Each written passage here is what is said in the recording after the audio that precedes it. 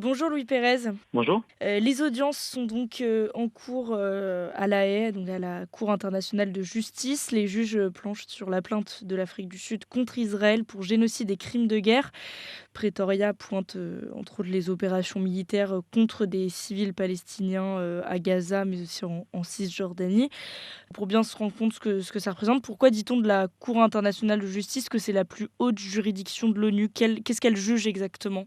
Alors, je dirais surtout que c'est peut-être la seule juridiction de l'ONU. Il est arrivé que l'ONU ait, des juridictions, spéciales, enfin spécialisées, on va dire, par exemple dans le droit de la mer ou alors, dans le droit international pénal comme les tribunaux sur le Rwanda ou l'ex-Yougoslavie, mais qui étaient donc soit limitées à une thématique, soit limitées sur, le plan temporel, des tribunaux, on va dire, temporaires. La particularité de la Cour internationale de justice, c'est déjà qu'elle est née en même temps que les Nations unies en 1945 et surtout qu'elle a une vocation universelle à se saisir de toutes les matières, tous les sujets et les problématiques de droit international entre les États, si ces derniers le veulent et soumettent leur litige à la Cour internationale de justice, ou si, comme c'est dans le cas présent dans l'affaire Afrique du Sud-Israël, ils ont signé une convention qui fait qu'on peut saisir à travers cette convention la Cour internationale de justice. Est-ce que cette plainte pour génocide et pour crime de guerre de l'Afrique du Sud, elle a des chances d'aboutir? Alors là, on est au stade vraiment préliminaire de l'enquête. Donc, ce que va faire dans un premier temps la Cour internationale de justice, c'est examiner la demande de mesures conservatoires qu'a formulée l'Afrique du Sud.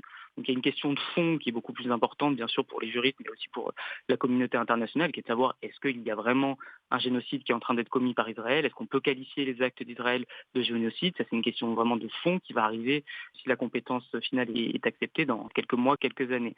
Aujourd'hui, dans les prochains jours, dans les prochaines semaines, la Cour internationale de justice va se prononcer sur la question des mesures conservatoires, c'est-à-dire des mesures qu'il faut prendre en urgence pour justement prévenir les populations qui pourraient subir certains risques, notamment irréparables. Donc c'est surtout là-dessus qu'elle va se prononcer. Ça ne veut absolument pas dire qu'elle accepte sa compétence pour l'ensemble de l'affaire. On dit qu'elle accepte sa compétence prima facie, donc à première vue, elle va se prononcer sur les mesures conservatoires, elle va dire s'il faut en prendre ou pas, et dans un second temps, elle va étudier le fond de l'affaire avec des arguments plus détaillés, des plus en plus de fond. Et il est arrivé parfois que, a posteriori, la Cour internationale de justice se dise en fait, j'ai pris des mesures conservatoires, mais je ne suis pas compétente. Alors on verra ce qu'elle dira dans cette affaire-là, mais pour l'instant, on est vraiment au début et la question principale se pose de savoir est-ce qu'il faut prendre des mesures d'urgence, des mesures conservatoires sur la situation. Et justement, à propos de ces mesures, est-ce qu'elles peuvent être appliquées tout simplement? Il y a le droit et la pratique du droit et la société internationale qui est ce qu'elle est. On a un précédent en fait très récent qui est très intéressant, le cas de l'Ukraine et la Russie, qui est exactement le même mécanisme, c'est-à-dire que l'Ukraine, sur la base de la Convention sur l'interdiction du génocide, a saisi la Cour internationale de justice et la Cour internationale de justice a, de manière très rapide, comme c'est le cas là, parce que l'Afrique du Sud a déposé une requête il y a très peu de temps et la Cour internationale de justice se prononce très rapidement, puisqu'il y a ces notions d'urgence qui sont questionnées. Dans le cas de l'Ukraine, la Cour internationale de justice a bien pris des mesures conservatoires et a bien demandé à la Russie d'arrêter son invasion et son agression de l'Ukraine. Le fait est que la Russie n'a absolument pas pris en compte la position de la Cour internationale de justice et il y a de fortes chances que Israël, sur certains points où elle serait peut-être en désaccord, refuse elle aussi d'exécuter des mesures conservatoires. Peut-être que là où ça va changer, c'est plutôt sur le plan plus politique que juridique. Déjà parce que la Russie et Israël n'ont peut-être pas la même politique internationale et ne veulent pas peut-être envoyer la même image sur le plan international. Et ensuite, c'est bien plus pour mettre une sorte de pression sur Israël en plus, pour justement que le gouvernement peut-être ralentisse un peu ses opérations, ouvre un peu plus l'accès à l'aide humanitaire, permette peut-être, fasse peut-être droit à une mesure conservatoire, mais probablement pas à l'ensemble. Tout dépendra en fait des mesures conservatoires qui seront prises. Qu'est-ce qui définit un génocide et un crime de guerre? Sur le génocide, il faut savoir d'abord que c'est un crime qui est particulièrement compliqué à prouver puisqu'il faut réussir à montrer qu'il y a une intention qu'on appelle souvent le dol génocidaire, une intention de vouloir détruire un groupe en tout ou partie en raison de sa nature religieuse, nationale ou ethnique par exemple. Donc ici, ce que essaye en tout cas d'apporter comme preuve l'Afrique du Sud, c'est que la politique, les propos surtout des représentants israéliens, mais aussi le blocus qui a été imposé, les bombardements sur les hôpitaux, les réseaux d'eau potable, etc., se font non pas seulement parce que c'est une guerre et qu'il arrive que dans la guerre, bien sûr, on commette des actes atroces, mais parce que derrière, il y a une volonté de détruire les Palestiniens en tant que groupe. Et c'est ça la particularité du crime de génocide. C'est la première fois après des décennies de boycott qu'Israël accepte de se défendre devant les juges de l'Haye.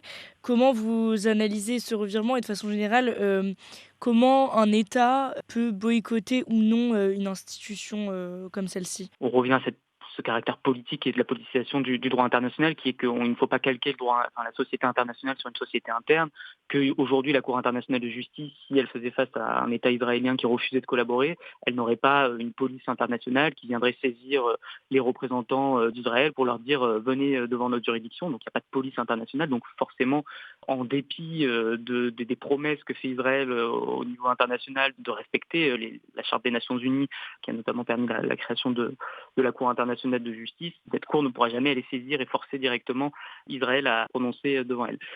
La raison pour laquelle je pense qu'Israël aujourd'hui est plus encline à se défendre, c'est plus largement une juridictionnalisation de la vie internationale où le droit et les tribunaux sont devenus des terrains d'affrontement comme les autres et qu'elle elle voit aussi ici son intérêt de faire prévaloir son interprétation du droit international.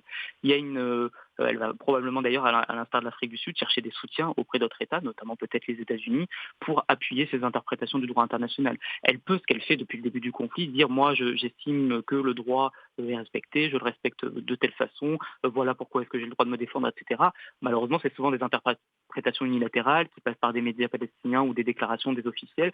En entrant dans le cercle d'une juridiction, ça prendra une ampleur différente, il y aura peut-être des soutiens extérieurs et puis elle pourra étayer beaucoup plus, de manière beaucoup plus précise ses interprétations du droit international. Quand Israël invoque le droit à se défendre, comme vous l'avez rappelé, il faut répondre à un certain nombre de critères. Et est-ce que aujourd'hui, au regard du droit international, Israël peut dire qu'elle se défend toujours des attaques du Hamas du 7 octobre?